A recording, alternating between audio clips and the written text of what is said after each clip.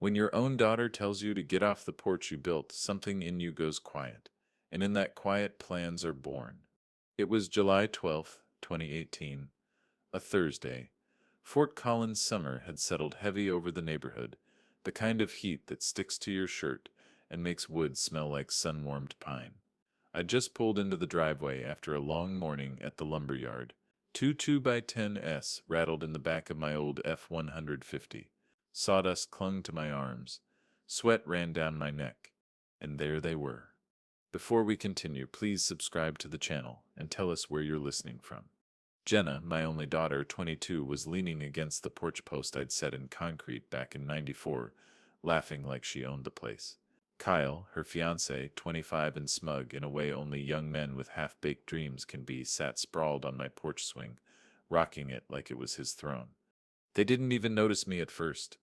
Their laughter had that intimate future-plotting tone couples get when they think the world's theirs for the taking. "Hey," I said, shutting the tailgate with a solid thud. They both jerked their heads toward me. Jenna's face flickered, surprise, annoyance, then something harder. Kyle didn't bother standing up. He just gave me that little grin I'd seen 100 times from subcontractors trying to talk down a bid. "What sets all this?" I asked. Jenna stepped forward, hands on her hips like she was the homeowner catching a trespasser. "This is weird, Dad. You can sit, just show up unannounced." I stared at her, my boots planted on the same porch boards I sanded myself. "Jenna, this is my house." Her expression hardened. "Go away or I said'll call the police." The world went still. Mrs. Leary paused, mid-watering across the street, hose limp in her hand. A cicada buzzed in the elm tree. I looked at Jenna, really looked, behind her, the cedar siding I'd replaced after the '02 hailstorm, the window box her mother used to fill with marigolds every spring. And in that silence, something inside me shifted. Not a numb collapse. A cold, clear, quiet. I didn't yell. I didn't argue. I just nodded once. "All right." I walked past them, up the porch steps, through the screen door that still creaked like it did 20 years ago. I hung my keys on the entryway hook. Behind me, I heard Kyle mutter, "Told you this would be easy." They thought I didn't hear. I did. Before we continue, please subscribe to the channel and tell us where you're listening from. That afternoon burned itself into my memory. Inside, the house smelled like sawdust and old coffee. My scent, not theirs. But the scene was all wrong. 2 mugs on the counter. A Target bag by the stairs. A post-it in Jenna's handwriting. Paint samples for upstairs. Upstairs, I climbed the stairs slowly. Each tread held a different piece of my life. At the landing, the hallway carpet still showed the faint runner marks from Jenna's doll stroller days. But at the end of the hall, the master bedroom door was wide open. They said it started rearranging furniture. My late wife's dresser was shoved into the hallway. Closet doors hung open, half emptied. It felt like I'd walked onto a stage mid-scene, everyone else already knowing their lines. I didn't say a word that night. I just observed the smell of fresh paint samples, moving boxes stacked by the guest room, a Home Depot receipt abandoned on the counter, dated July 8th, 2018, paint rollers, caulk, painter's tape, $82.17. I slipped it into the drawer next to the stove and underlined the date with my thumb. Houses talk if you know how to listen. And this one was screaming. Later, Jenna came in, avoiding my eyes.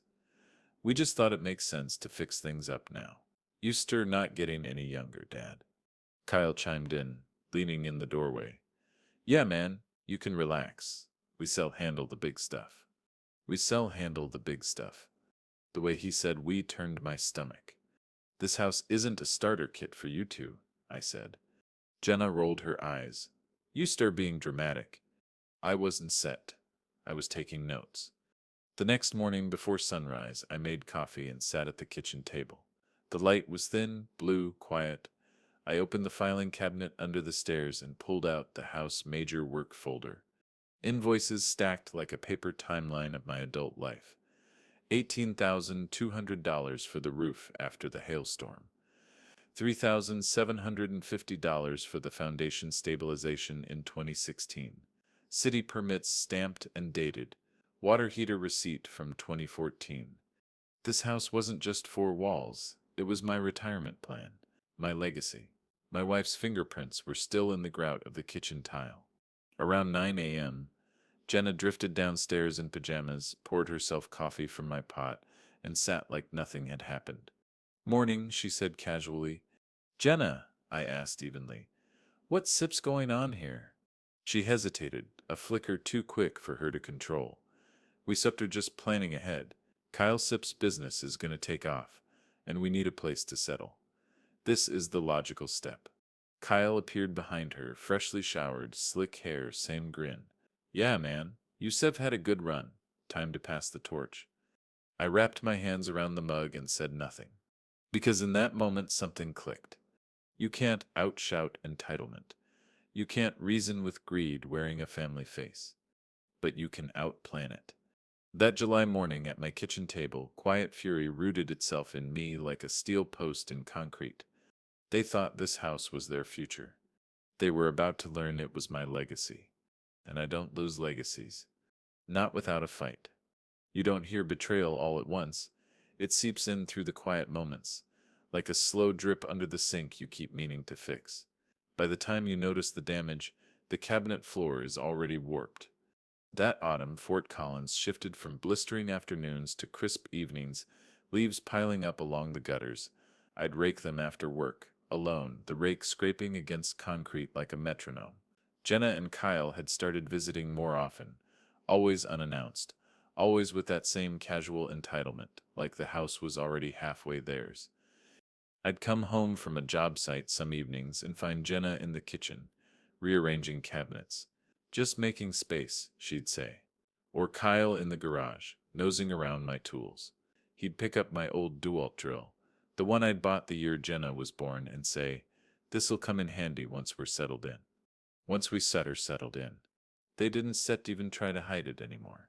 Inside, the house had memories layered like paint. Some cracked and fading, others sharp as the day they happened. Every room carried echoes of a life I'd built with calloused hands and long hours. One evening in late September, I stood in the kitchen staring at the marks on the door frame. Little notches climbing up the wood, each with a year penciled beside it. Jenna, 1999. Jenna, 2003. Jenna, 2008. Her mother and I had made a ritual out of those markings. Back then, we never imagined a future where those same lines would feel like evidence in a case I hadn't realized I'd have to build. Jenna came in wearing her nursing scrubs, scrolling on her phone. Dad, she said absent-mindedly, you should think about downsizing. A place this big is a lot to maintain for someone your age. I was 47. I'd been up on a roof swinging a nail gun 12 hours earlier. House is fine, I said. She sighed, like I was being stubborn. Kyle and I just want to make sure things are handled properly. That sep's all handled. The word landed like a nail into wood. The real fracture came 2 weeks later. It was a Sunday night. I'd finished sealing a deck out in Loveland and gotten home around 8:30. The house was dark except for the living room lamp. I was heading upstairs when I heard Jenna's voice echo faintly down the hallway. She was on speakerphone with Kyle. I stopped halfway up the stairs, heart thudding against the railing post.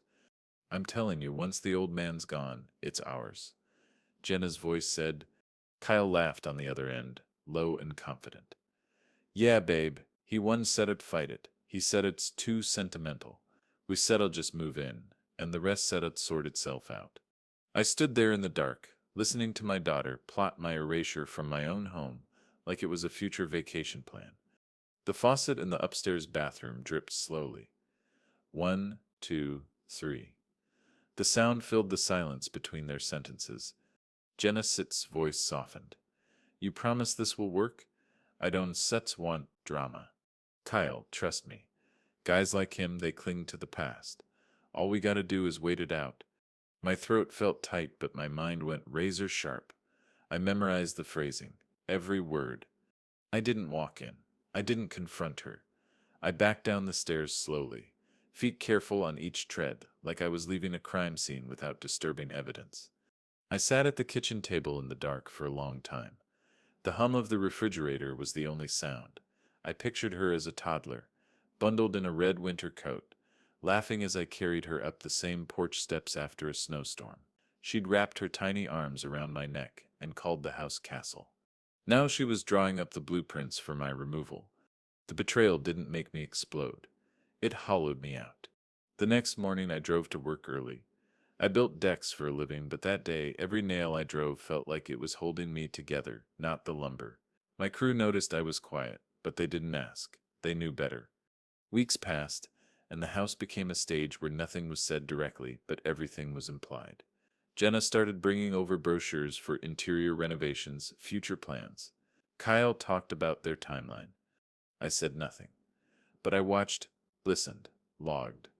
On October 11th, 2018, I found a letter from the county tax assessor in the mail. Standard notice property value reassessment. Market estimate $499,000. Jenna must have seen it before I did. The envelope was resealed awkwardly. That night, I tucked that letter into a manila folder with the Home Depot receipt from July and a printout of my mortgage payoff statement. I labeled the folder, in clean block letters, HOSE. It was the first time I named what was really at stake. Not just a house, not just four walls, but the entire weight of everything I'd built. From that point on, I started keeping my distance emotionally, not out of coldness, but clarity. If she saw my silence as weakness, that was fine. I knew it was preparation. Because fathers don't always say what they're planning. Sometimes we just build quietly. Autumn deepened. The first snow dusted the foothills outside town by late November.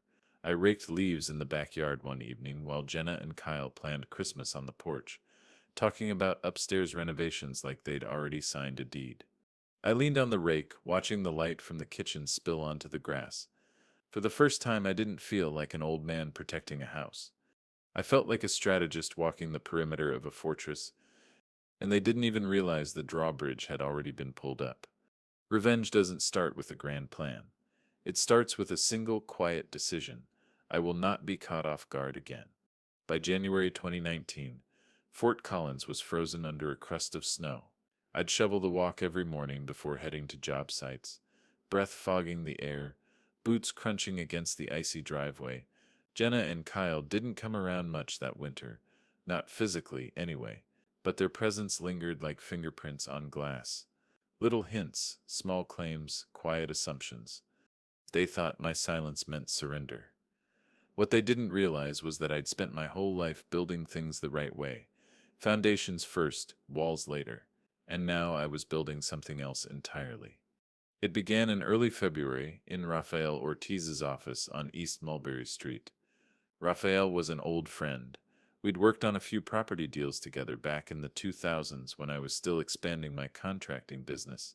He'd since become one of the most respected property and trust lawyers in Larimer County. When I called, he didn't ask questions. He just said, "Come in tomorrow, 8:30 a.m." The office was warm, wood-paneled, smelling faintly of coffee and printer toner. I laid out the situation in plain language. No theatrics, just facts. My daughter and her fiancé were circling my house like vultures, assuming inevitability. Raphael listened, pen tapping against a legal pad, nodding slowly. When I finished, he leaned back. "Baylor, Youssef got two choices. You can wait for them to make a move and react. Or," he slid open a file drawer, pulled out a thick binder labeled Revocable Living Trusts. "You can build a wall they sell never see coming." That day, we started drafting the trust. The house would be moved into a revocable living trust with me as trustee and primary beneficiary. The language was airtight. No transfers without my explicit consent. No guardianship challenges without medical proof of incapacity. I'd seen contractors cut corners my entire life. Raphael didn't cut anything. When we were done, he handed me a checklist. Deed transfer filing, trust declaration notarization, tax reassessment confirmation. "This isn't cessed about keeping them out," he said. "It's cessed about making sure no one can push you out." On February 22nd, 2019, I signed the deed transfer in front of a notary. The trust was officially filed the following Monday. I remember the sound of the notary's stamp pressing into the paper, a clean, final thunk. I walked out of that office into a cold blue morning knowing the game had changed. But legal walls aren't enough. You need evidence to fortify them. In March, I bought a small Sony pocket recorder from Best Buy on Harmony Road, $49.99 plus tax. I slipped the receipt into the growing house legacy folder. I started keeping it on me like a second set of keys. Not because I wanted to catch Jenna doing something outrageous, but because entitlement has a way of slipping out when people think they're safe. Sure enough, it didn't take long. On April 14th, 2019, Jenna texted me casually. Hey, when you retire, just sign it over, lol. Save us all the paperwork. She probably thought it was cute. I saved the screenshot, printed it, and added it to the folder right between the tax letter and the trust deed. That spring, Jenna and Kyle started dropping by again. Their visits had a different texture, now less cozy, more probing. Jenna would ask seemingly innocent questions. Have you updated your will yet? Do you still have that life insurance policy through the union? Kyle, meanwhile, was sniffing around the property like a man eyeing blueprints he didn't own. One Saturday afternoon, I caught him walking the property line with his phone out, taking pictures. Something you need, Kyle? I asked from the porch. He startled, shoved his phone in his pocket. Just, measuring for a fence idea. I gave him a long look. The property line SIP's already set. Been that way since set 94. He laughed it off, but his eyes flicked toward the house like he was already imagining his name on the mailbox. By summer, I'd set up a quiet system. Every bill, repair invoice, tax statement, I scanned and stored digitally in a secure drive. I also kept hard copies in a locked fireproof box in my workshop. Roofing permits, water bills, maintenance logs, years of stewardship compiled like a legal fortress brick by brick. Raphael called it evidence discipline. I called it common sense. Jenna Sepp's attitude that year oscillated between casual entitlement and strategic charm. She stepped swing by with a coffee for me, sit on the porch swing and talk about future renovations. One afternoon in August, she leaned back, watching the sunset bleed across the foothills. You know, Dad, she said, I always pictured raising kids here. It just feels right. I didn't look at her. It's a good house. She smiled softly, thinking I'd finally started warming to the idea. But the truth was, I'd already decided where the lines were, quietly, firmly, legally. She just didn't know it yet. In November 2019, Raphael sent me a copy of the finalized trust deed, fully recorded with Larimer County. It arrived in a crisp manila envelope, official seal pressed into the corner. I slid it into the house, legacy folder, and underlined the date on the cover sheet, November 18th, 2019. By the time winter rolled in, the trust was secure, the evidence base was growing, and my resolve had hardened into something unshakable. They thought they were slowly moving in. I was quietly drawing the map of their dead end. Revenge isn't always fast. Sometimes it's like tightening a valve, slow, deliberate, and unnoticed, until the pressure builds. By January 2020, Fort Collins was locked in that dry winter chill that cracks your knuckles and makes every sound in the house echo a little louder. I'd spent the past year building my fortress quietly. Trust deeds signed, evidence cataloged, legal lines drawn. But preparation is just the foundation. The structure of revenge is built with patience. And patience is exactly what Jenna and Kyle didn't have. Kyle's roofing business had been unraveling since late 2019. At first it was little things, late supply payments, missed calls. Then by February the real storm hit. I remember the day clearly, February 11th, a Tuesday. I was at the kitchen table reading through a city permit update when Kyle burst through the front door without knocking. His face was pale, eyes darting. Jenna trailed behind him, trying to look calm but failing.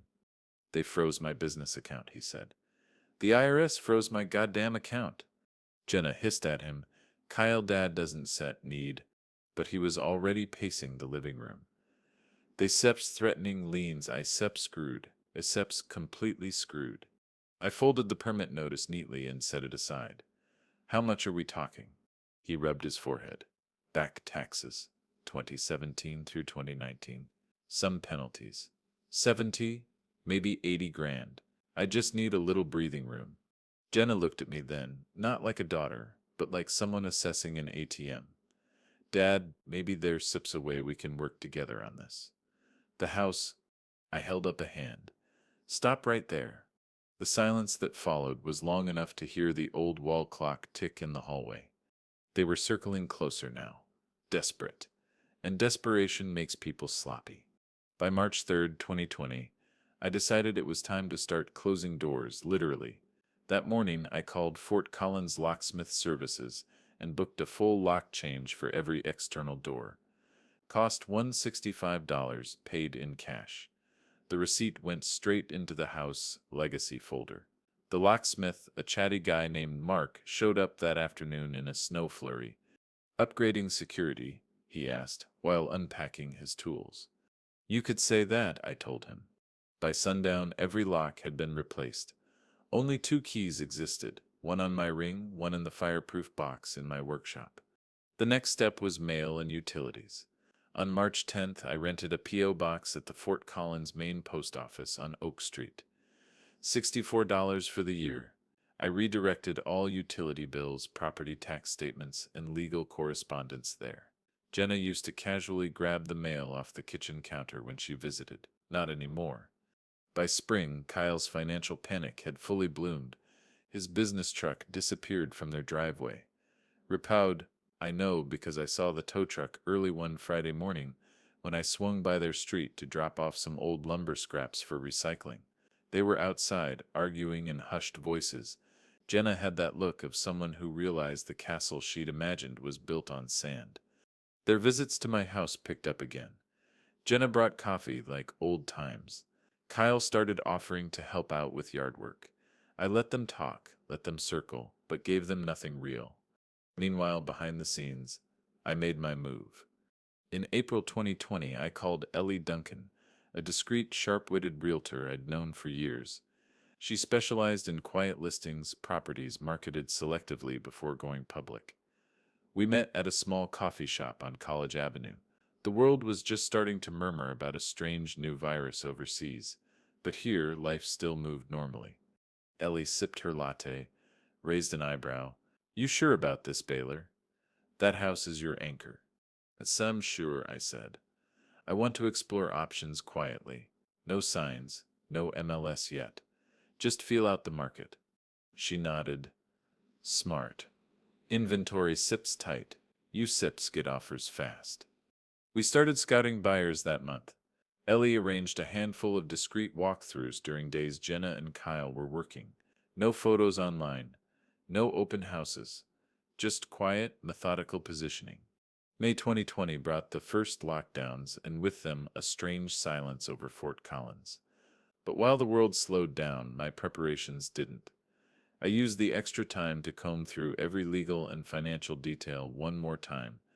Property tax records, utility transfers, trust documents, everything was airtight.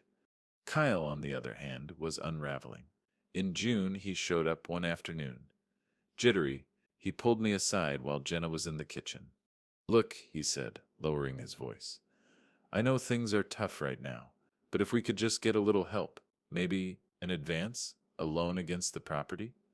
You said get it back, I swear. I met his gaze steadily. No. His jaw clenched. You said rather watch your own daughter struggle? I didn't flinch. You made your bed, Kyle.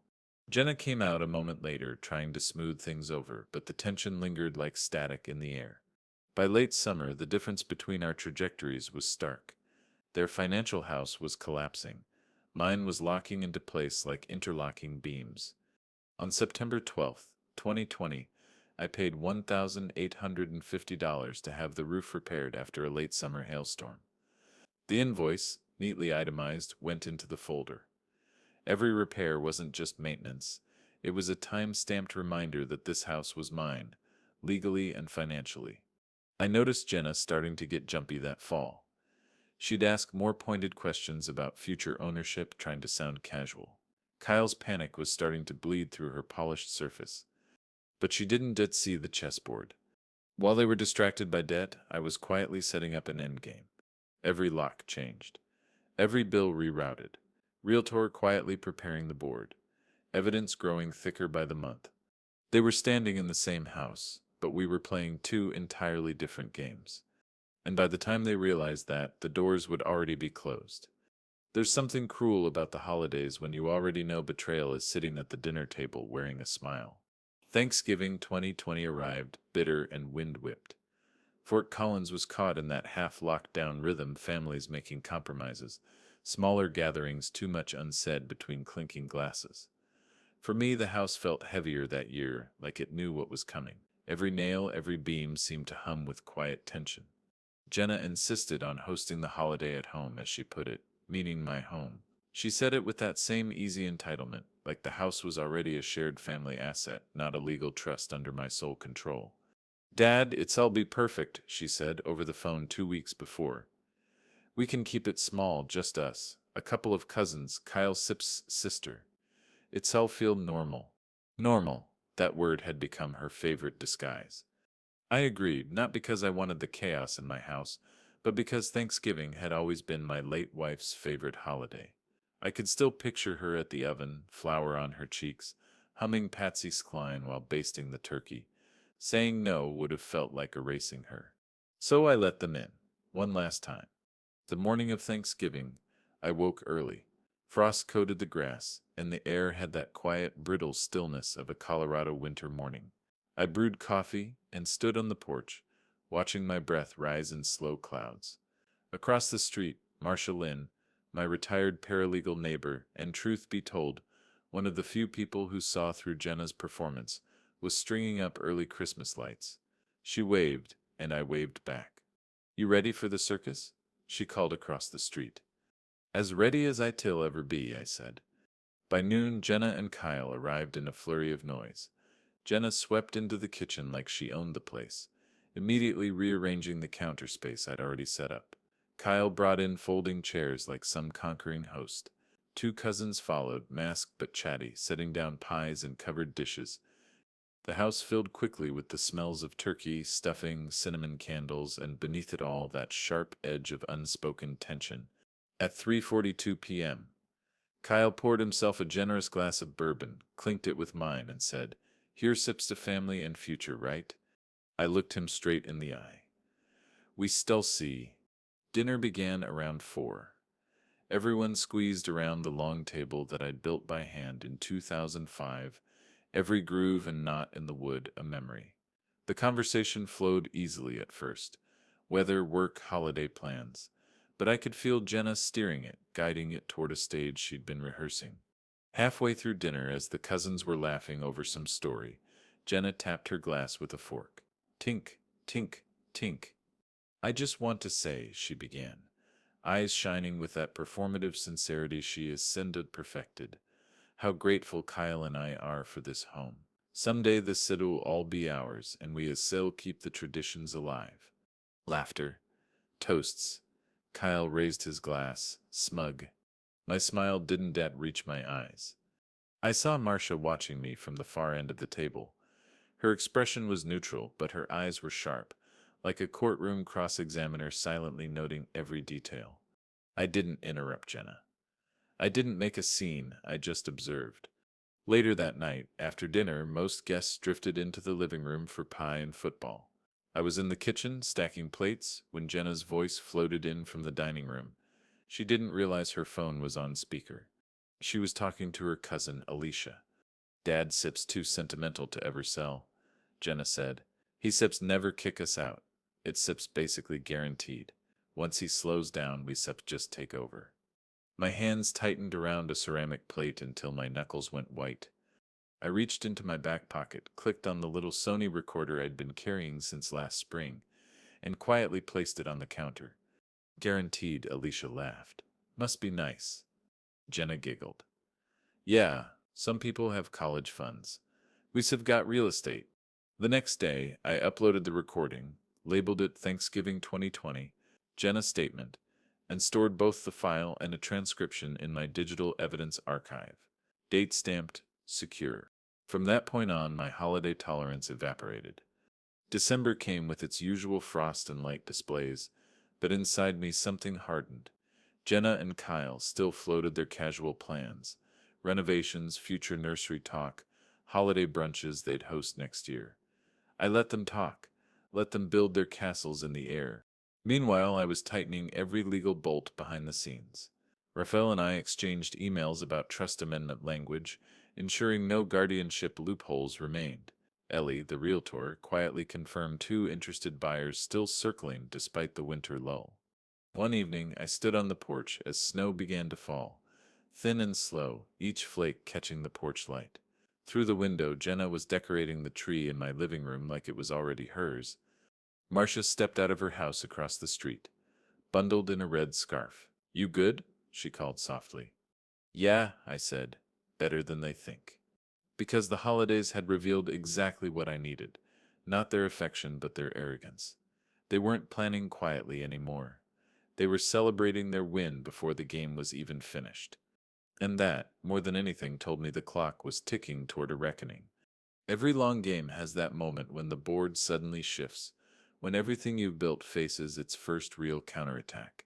By the start of 2021, Fort Collins was buried under a quiet winter, the kind where your breath hangs like smoke and the streets freeze into glass at dawn. I'd spent 3 years building an invisible fortress around my home. Trusts, evidence, locks, realtors, strategy, everything was solid. I thought I had time. But the thing about greed is, it festers. And when people like Jenna and Kyle sense their imagined future slipping, they don't reflect, they lunge. The first half of 2021 started deceptively calm. Kyle's roofing business was effectively dead. IRS letters came to their address weekly, bright white envelopes with the unmistakable window showing official lettering. Jenna's texts to me grew more carefully worded. Fewer "when you retire, just sign it over" lull jokes, more "how are you feeling these days, Dad?" She'd call every Sunday like clockwork, voice syrupy sweet, probing gently. I didn't give her anything. Meanwhile, Ellie and I had shifted gears. By May 3rd, 2021, we had signed the realtor paperwork officially listing the house.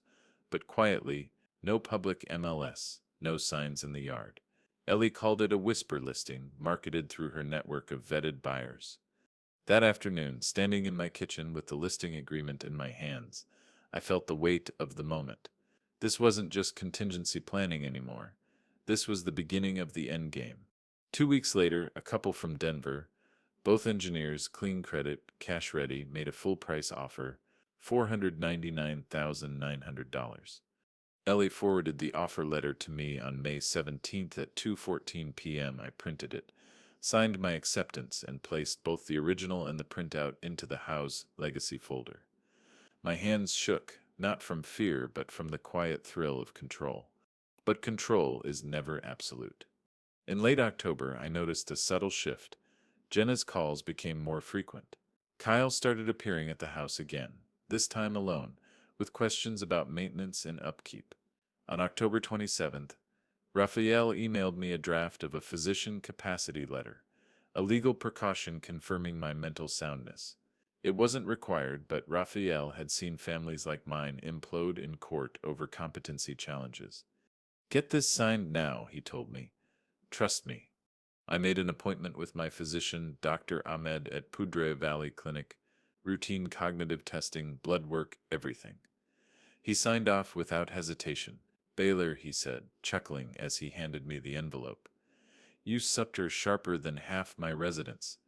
I tucked the letter away, dated and notarized October 27th, 2021.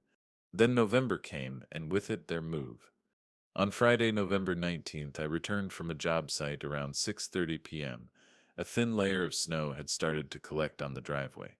As I reached the porch, I saw the envelope wedged in the doorframe. Legal stationery. My stomach sank before I even opened it. Inside was a formal notice of petition for guardianship and list pendants filed by Jenna and Kyle. They were attempting to claim that I was mentally declining and needed guardianship for my own protection. The list pendants was a legal hold, clouding the title and effectively freezing the sale. I stood in my entryway holding the papers, the house lights spilling warm across the hardwood floor, and for the first time in years, a real chill crept into my bones. They set finally made their move. Ellie called the next morning, voice tight. Baylor, the buyers withdrew their offer. They don't set want to get entangled in a legal fight.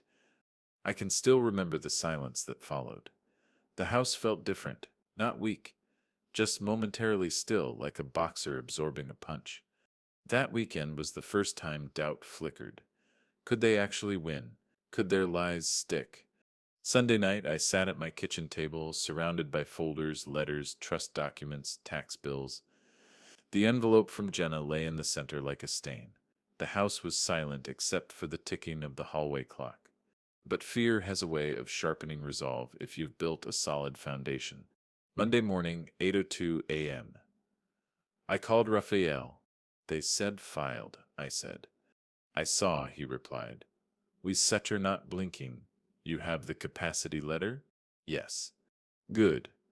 We file motions to expunge the list pendants immediately. Court date will come fast. Be ready. For the next 3 weeks, my life became a meticulous routine. Work during the day, legal strategy at night. Raphael prepared filings. I reviewed affidavits. We lined up every piece of evidence I'd spent years collecting. The trust deed, capacity letter, recordings, receipts, tax statements, Marcia's affidavit confirming Jenna's entitlement statements. I also took quiet measures around the house. I upgraded my security camera system, installed 2 additional motion lights, and changed the Wi-Fi passwords. If they were going to get dirty, I wasn't leaving any angle exposed. December crept closer.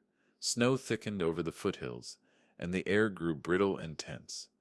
But beneath that tension, something else thrummed in me, a calm, focused energy. This was the reversal. Their first real attack. And instead of retreating, I was about to counterstrike. I kept the guardianship petition folded in a separate envelope on my desk, not as a reminder of fear, but as motivation. Every night before bed, I looked at it once, then slid it back into place. Because what Jenna and Kyle didn't understand was this paperwork cuts both ways. They'd used it to try to freeze me out.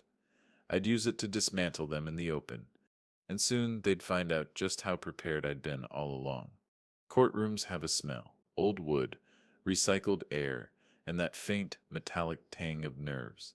When you've spent your life on construction sites, you learn to read rooms the way others read blueprints. And that morning, December 14th, 2021, Larimer County Courthouse, Courtroom 3B. The air was thick with anticipation, and betrayal hung in it like sawdust in sunlight. I arrived early. 8:05 a.m. sharp winter light cut across the courthouse steps as I climbed them slowly, dressed in my best dark blue blazer, the one I usually saved for funerals. Inside my briefcase, the house legacy folder, now thick and worn, stuffed with 4 years' worth of receipts, deeds, transcripts, letters, and photographs. Every single piece had been dated, notarized, or stored twice over.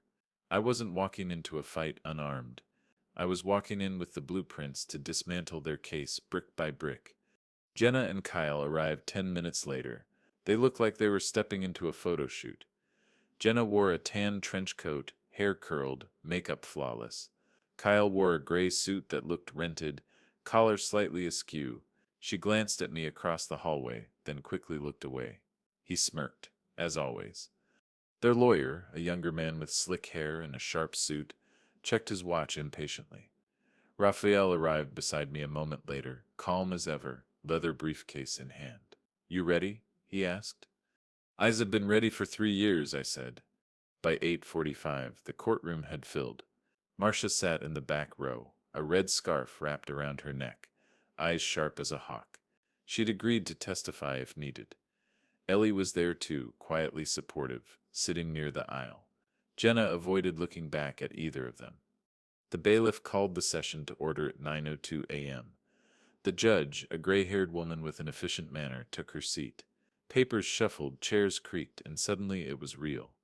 Jenna and Kyle's lawyer opened first. He painted a picture of a concerned daughter watching her aging father decline mentally and needing to protect family assets from mismanagement. He used words like capacity, guardianship, and family duty, Jenna even dabbed her eyes with a tissue at one point. I sat there listening, stone-faced, but inside each word landed like a hammer strike against a hollow wall. They were building their story on sand. When he finished, Raphael rose. Calm, deliberate, Your Honor, he began. This case is not about protection. It's about premeditated entitlement, documented over several years. He approached the bench, setting a series of folders down with audible precision. We will demonstrate that Mr. Cresswell Sipp's mental capacity is fully intact, that he has managed his affairs responsibly, and that this guardianship petition is both baseless and malicious. The judge nodded for him to proceed. Raphael called the first exhibit the revocable living trust deed dated February 22, 2019, notarized and filed with Larimer County. He walked the judge through each page, highlighting clauses that protected the property and clearly demonstrated deliberate, rational planning. Next came the physician capacity letter, October 27, 2021, signed by Dr. Ahmed. Raphael handed a copy to the judge and opposing counsel. Mr. Cresswell passed all cognitive assessments with no concerns. This letter predates the petition by 3 weeks. The judge raised an eyebrow at Jenna's lawyer. He shuffled his papers but said nothing. Raphael wasn't set done. We also have a series of recorded statements and eyewitness affidavits illustrating the petitioner's asset intentions regarding the property. He queued up a small speaker and pressed play. Jenna Sipp's voice, clear as day, filled the courtroom. Dad Sipp's too sentimental to ever sell. It Sipp's basically guaranteed. Once he slows down, we Sips just take over. Thanksgiving 2020 kitchen recording. Then Kyle Sipp's voice from earlier that year captured while pacing the garage. We just need him to retire or crack. Once the house is in our hands, everything else falls into place. The murmurs in the courtroom were immediate. Jenna shifted uncomfortably. Kyle's smirk faltered. Marcia was called next. She took the stand with quiet authority, stating her name and background as a retired paralegal. Raphael guided her through her observations over the years. Jenna and Kyle's repeated references to their house. Jenna's confrontational behavior and the Thanksgiving toast. Would you say Mr. Cresswell showed signs of mental decline during this time? Marcia didn't hesitate. No, he was steady. If anything, he was more focused than I Sipped had ever seen him. Their lawyer tried to rattle her on cross-examination, but Marcia had spent decades in courtrooms. She parried every question cleanly. Then it was my turn. I stepped to the witness stand, swore the oath, and settled into the chair. The wood was cold against my palms. Raphael began softly. Mr. Cresswell, can you describe your relationship to the property in question? I took a breath. I built that house. Every board, every nail. I raised my daughter there. Buried my wife Sipp's ashes under the maple tree in the backyard. It sits not just a property. It sits my life, sits work, my legacy, and my retirement. We moved through exhibits, tax records, maintenance receipts, legal filings, trust documents. Each piece was like laying a new layer of concrete, hardening my case. Then came cross-examination. Their lawyer tried to paint me as controlling, resistant to change, paranoid. He asked about the lock changes, the P.O. box, the realtor meetings. Yes, I said evenly. I secured my property. I protected my mail. I explored selling options. Those are the actions of a responsible homeowner, not a declining mind. He pressed harder. Isn't it true, Mr. Cresswell, that you Seths become increasingly isolated? I looked him dead in the eye. No, I Seth become increasingly cautious. Their steps a difference. The courtroom was silent. Finally, after hours of evidence, testimony, and legal arguments, the judge recessed for 20 minutes. I stood in the hallway, hands in my coat pockets, watching snow fall through the tall courthouse windows. Jenna and Kyle whispered frantically with their lawyer down the hall. Jenna looked pale now. Kyle kept gesturing angrily. When the judge returned, her decision was swift and clear. The court finds that Mr. Baylor Cresswell is fully competent to manage his affairs. The guardianship petition is denied. Furthermore, the lis pendens filed on November 19th is hereby ordered expunged effective immediately. The gavel struck once. Clean. Final. Jenna's face drained of color. Kyle stared straight ahead, jaw tight, like a man who'd just realized the foundation under him wasn't stone. It was sand and it had just washed away. Ruffo leaned over and whispered, "That's Sip's game." But for me, it wasn't triumph I felt. It was a deep, resonant quiet. The kind that follows a storm after years of careful preparation. As I walked out of the courthouse into the crisp December air, Marcia caught up to me. "You held your line," she said. I nodded. "I just built a better one." There's a particular kind of silence that comes after a legal storm. It's not peaceful, it's clean, like air after a hard freeze. January 2022 in Fort Collins was exactly that. Bitter, sharp, and still. The courtroom battle was behind me, but the final step still loomed. The house, the legacy, the sale. The list pendens was officially expunged on December 14th, 2021. Raphael sent me the certified court order in the mail a week later, right before Christmas. I held the letter over the kitchen counter, the house quiet except for the wind rattling the porch light, and felt something subtle shift inside me. I defended the house. Now it was time to release it. Ellie called me on January 3rd. "Baylor," she said, her voice bright, "the market is still white hot. ISEP already spoken with 3 buyers who remember your house. 2 are still interested." She wasn't exaggerating. The Denver couple who'd made the original offer back in May were back on the radar. They'd been watching the legal filings, waiting for resolution. Once the lis pendens was cleared, they reached out immediately. By January 12th, we had a new full-price offer on the table, $498,000. Cash, clean. No contingencies. Ellie forwarded the updated offer letter at 10:46 a.m. I opened it at my kitchen table, coffee steaming, snow drifting past the window, and read it twice. The numbers were solid, the timeline tight, closing date, February 2nd, 2022. I signed the acceptance, scanned it, and emailed it back to Ellie and Raphael. Then I printed a hard copy and slid it into the house legacy folder one last time. It wasn't a victory lap, it was the sound of a gate closing behind me. Jenna and Kyle, of course, weren't silent for long.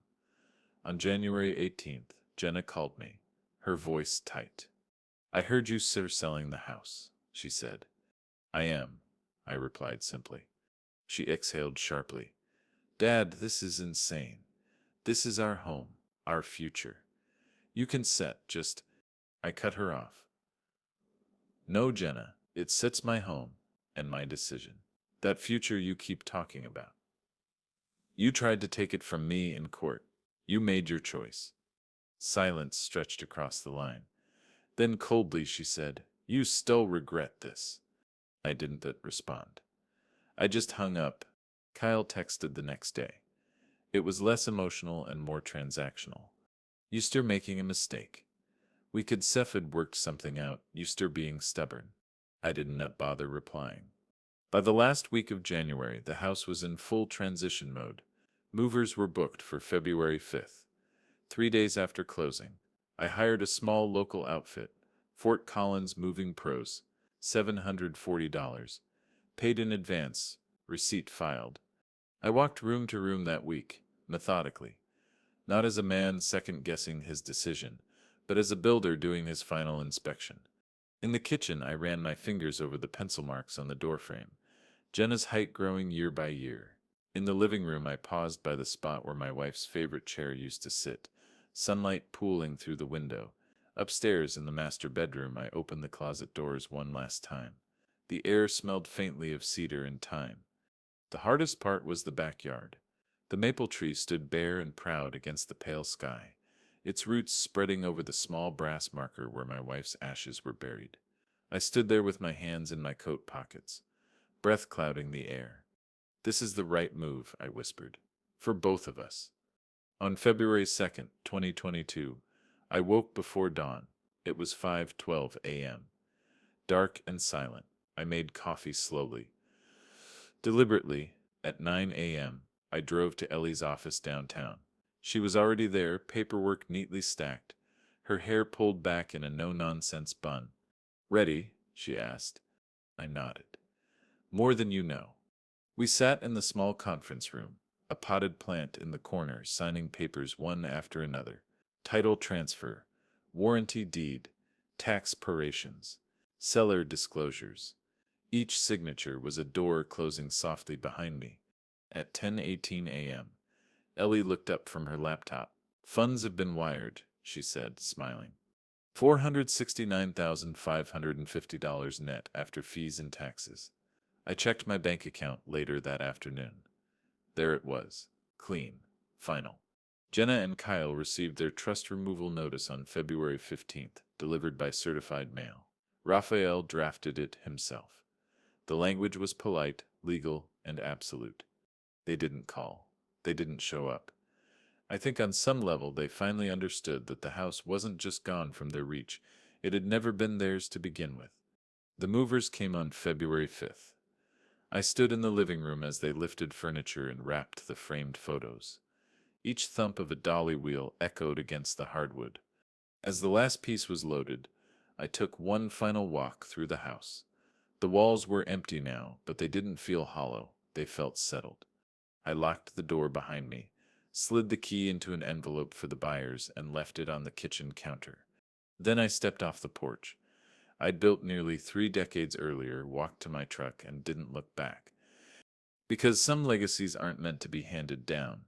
They're meant to be protected and then set free. Some goodbyes are shouted through slammed doors. Others are written quietly, folded carefully, and never mailed. Spring came late to Fort Collins in 2022. Snow clung stubbornly to the gutters through March, then melted all at once, flooding the curbs with cold runoff. My new condo overlooked College Avenue, a few blocks from Old Town Square. Smaller, quieter, easier to heat. It wasn't home yet, not the way the house had been, but it was a clean slate. For weeks after the sale, Jenna didn't call. Kyle didn't text. The silence between us stretched long and brittle. Part of me expected some final confrontation, some tearful apology or explosive rage, but nothing came. They'd burned their bridges so thoroughly there wasn't even smoke left. One chilly Sunday morning in late March, I sat at the narrow kitchen table in my condo with a mug of black coffee and a blank sheet of paper. The sun was pale, filtering through the blinds in thin strips. I'd been turning the idea over in my head for weeks, writing her a letter not to mend things, just to say things, properly. I dated the top March 10th, 2022. Then I began.